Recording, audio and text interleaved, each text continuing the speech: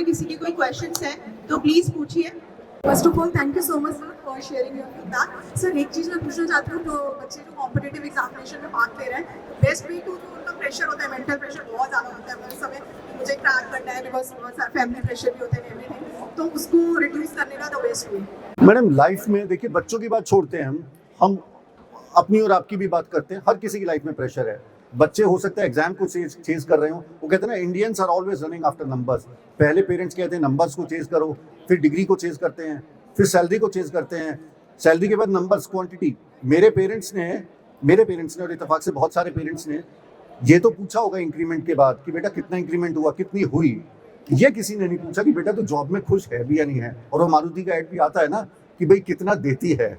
तो बेसिकली अगर इसको ये देखें, मैं एक बड़ा सिंपल सा प्रिंसिपल में बिलीव करता हूँ, वो ये है कि हमारे हाथ में क्या है, हमारे हाथ में इनपुट है। लाइफ का बेसिक प्रिंसिपल है, अगर आप इस प्रिंसिपल को अडॉप्ट करें तो एवरीथिंग कैन चेंज। आपकी लाइफ ही ट्रांसफॉर्म हो सकती है।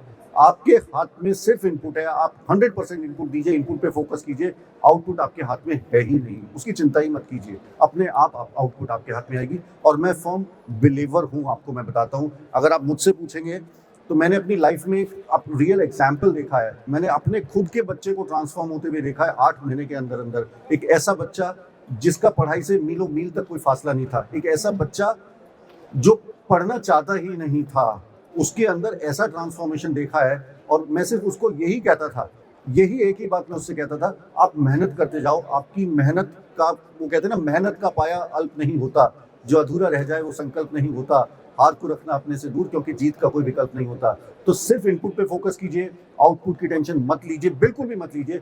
इनपुट की जो जर्नी है उसको खुल के एंजॉय कीजिए। और रही कॉम्पिटिटिव एग्जाम्स की बात, तो जो कोचिंग में या क्लासेस में पढ़ाया जा रहा है उसको एब्जॉर्ब कीजिए, सेल्फ स्टडी पे फोकस कीजिए। जिम्मेदारी दीजिए मत, जिम्मेदारी लीजिए। जिम्मेदारी दी नहीं जाती, जिम्मेदारी ली जाती है। तो मैं तो यही कहूँगा कि अगर ये 2-3 चीज़ें देखी जाए तो सिर्फ कॉम्पिटिटिव एग्जाम्स का ही नहीं, लाइफ में भी जो हम इतना प्रेशर में रहते हैं वो प्रेशर भी हम ईज ऑफ कर सकते हैं। सर मुझे पूछना है कि अगर कोई एवरेज स्टूडेंट है और उसको आईआईटी क्रैक करना है तो उसे कौन सी स्ट्रेटेजी फॉलो करनी चाहिए एवरेज स्टूडेंट? मैं आपको अपना पर्सनल एग्जाम्पल, मैंने आपको अपने अभी बात कही, हालांकि ये बात अभी जनरल डिस्कशन की नहीं है, क्योंकि बच्चा जो है अभी अपने गोल्स की तरफ चल रहा है। बट मेरा बेटा बिल्कुल एवरेज स्टूडेंट था। मैं तो कहूँगा शायद एवरेज से भी कम ही रहा होगा। पढ़ाई में उसका इंटरेस्ट नहीं था। उसने 2 ही 3 चीज़ पे फोकस किया, जिम्मेदारी दी, जिम्मेदारी ली। उसने जिम्मेदारी ली कि मैं अपनी सक्सेस और फेलियर के लिए खुद जिम्मेदार हूँ। पेरेंट्स ने टोका टाकी जीरो कर दी, कम नहीं, जीरो करनी पड़ेगी। आपके करने से, कहने से कुछ नहीं होना पड़ेगा। आपको ये इंश्योर करना है कि सही प्लेटफॉर्म दे सके, ताकि बच्चा सही डिसीजन ले सके और जिम्मेदारी को ले सके। जितना भी पढ़ा जाए, जो पढ़ा जाए, कम पढ़ो बट फोकस अप्रोच से पढ़ो, लिमिटेड रिसोर्सेज रखो और लगातार काम करते चलो। सक्सेस जरूर मिलेगी, हर चीज़ में जरूर मिलती है, देर सवेर हो सकती है वो, पर ऐसा नहीं हो सकता कि सक्सेस ना मिले। तो मेरा यही प्रिंसिपल है, मैंने अपनी लाइफ में खुद भी यही फॉलो किया है और घर में भी यही करते हुए देखा। मुझे इससे ज़्यादा कुछ समझ में भी नहीं आता। तो मुझे लगता है कि ये शॉर्ट तरीका है सक्सेस के लिए। मतलब इसमें कोई फेल होने की चांसेस नहीं है। कोई भी कॉम्पिटिटिव एग्जाम टफ नहीं है। मतलब वो कहते हैं ना, हम सबसे पहली बात तो है बच्चों के दिमाग में, पेरेंट्स के दिमाग में जो माइंडसेट है ना, competitive examinations are difficult. Difficult बिल्कुल नहीं है। Competitive examinations are not difficult, they are just different, and what they require is a different perspective, a different mindset, a different approach, and that is why different students crack these exams. Everybody doesn't. अगर आप उस numbers के दौड़ में लग गए, भाग दौड़ में लग गए, ये भी कर लूँ वो भी कर लूँ, तभी आप डिस्ट्रैक्ट हो गए, आपने अपना फोकस लूज कर दिया। अगर आप इसमें फोकस की बात देखें, माने आपको कल कहीं टूर पे जाना है, आपने सामान सारा फैला रखा है, अचानक आप चीज़ें काम करते चले गए, सामान नहीं समेटा। सूटकेस में सामान रखने के 2 तरीके हो सकते हैं। एक तरीका हो सकता है कपड़े लिए और भर दिए, और दूसरा तरीका हो सकता है कि कपड़ों को प्रॉपर आयरन करके आपने रखा। तो जब आयरन करके रखेंगे तो सामान आएगा भी ज़्यादा, निकालने में भी आसान होगी, सही चीज़ मिलेगी। यही बिल्कुल कॉन्सेप्ट पढ़ाई का भी है कि आप तैयारी को ठीक तरीके से लेके चलें। What should be the strategy for last minute preparation for exams? Last minute preparation madam, मैं तो यही कहूँगा कि चिल कीजिए, थोड़ा रिलैक्स कीजिए। हम तो अपने घर में जब देखते हैं, तो जिस दिन अगले दिन जेईई का जब एग्जाम था तो हमने शार्क टैंक्स देखा था। 10 बजे से लेकर 11:30 बजे तक शार्क टैंक्स चलता है। फिर 10-15 मिनट बहस होती है कि इसको मिलनी चाहिए थी, इसको नहीं मिलनी चाहिए थी, फिर सो गए थे बस। और लास्ट मिनट प्रिपरेशन में मैं वही सूटकेस वाला जो मैंने आपको उदाहरण दिया कि क्या आपने सूटकेस में सामान ठूसा है या आपने सूटकेस में सारे कपड़े प्रॉपर तय करके रखा है।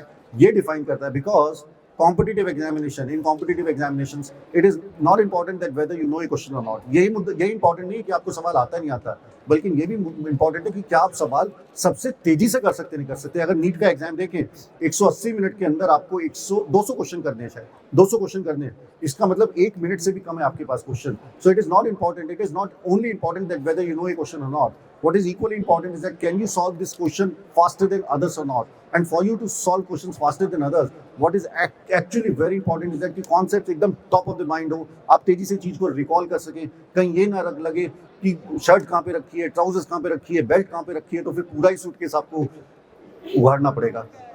तो इन्हीं चीजों का बेसिक सी लाइफ बहुत सिंपल है, इसको अननेसेसरी मुझे ऐसा लगता है कि हम लोग बहुत बार, मैं भी कॉम्प्लेक्स बना, कई बार क्या होता है ना, आसानी से सफलता नहीं मिलती तो बच्चा समझता है यार कुछ ना कुछ अलग करना पड़ेगा। बिजनेस में भी हम देखते हैं जब कोई चीज़ नहीं चलती या कोई बुक की सेल पिकअप नहीं होती तो हम समझते हैं यार ये भी करो, कुछ करना पड़ेगा। वो एक मूवी थी आलिया भट्ट और शाहरुख खान की, कौन सी, डियर जिंदगी।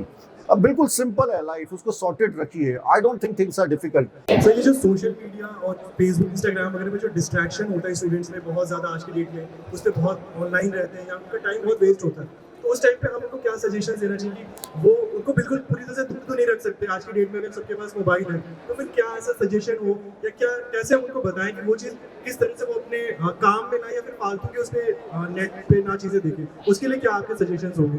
देखिए, मोबाइल की बात करें, इंटरनेट की बात करें, तो वो इंटरनेट जो है ड्रग्स से भी ज़्यादा बड़ा एडिक्शन है, ये सब हम जानते हैं। बच्चों को ही क्यों ब्लेम करें, हम सब भी एडिक्टेड है। तो इसका जैसे हम कहते हैं कि कोई भी चीज़ होती है, टेक्नोलॉजी एक डबल एजेड स्वॉर्ड है।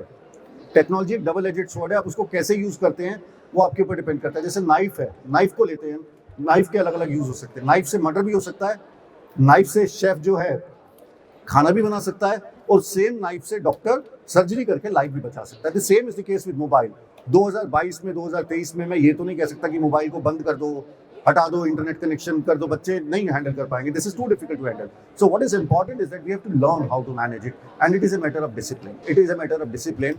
अब हुआ क्या कि जब मेरा बेटा जेई का एग्जाम दे रहा था तो उसका एग्जाम की डेट लास्ट पड़ी, 1 फरवरी को पड़ी। जेई मेन का एक जो जनवरी वाला सेशन था उसका एग्जाम की लास्ट डेट पड़ी 1 फरवरी को, सेकंड शिफ्ट में उसका एग्जाम था। अब एग्जाम शुरू हो गए 24 अब जनवरी से, और 24 जनवरी से एग्जाम शुरू हुए। वहीं सोशल मीडिया में यूट्यूब वालों ने तो पूरी गंदगी मचा दी, ये पेपर डिफिकल्ट, ये पेपर आसान, ये क्वेश्चन नहीं आया, वो क्वेश्चन नहीं आया, ऐसे नहीं आया, वैसे नहीं आया। तो मैंने और मेरे बेटे ने बैठ के एक चीज़ डिसाइड की, मुश्किल है, देखिए अपने आप को रोकना मुश्किल है, पर हमने ये डिसाइड किया कि भाई देख 24 जनवरी से लेकर 1 फरवरी तक हम यूट्यूब पे किसी भी सोशल मीडिया इन्फ्लुएंसर का वीडियो नहीं देखेंगे। अगर देखा तो दिमाग हिला देंगे ये लोग, तो पागल कर देंगे, क्योंकि वो सिर्फ, मैंने एक बात और देखी, वो सिर्फ एक ही मकसद से काम कर रहे हैं, एक ही मकसद से काम कर रहे हैं, आपको डिस्ट्रैक्ट करना है, आपको एडिक्ट करना है। मैं तो यही कहूँगा कि इसी को कंट्रोल को हमें किसी तरीके से सीखना है, और over a period of time फिर हम समझ जाते हैं कि हमारे लिए यही बेनिफिशियल है, यही एक तरीका है। बाकी तरीके मैं आपको 50 बता सकता हूँ, बट वो कामयाब नहीं होते हैं।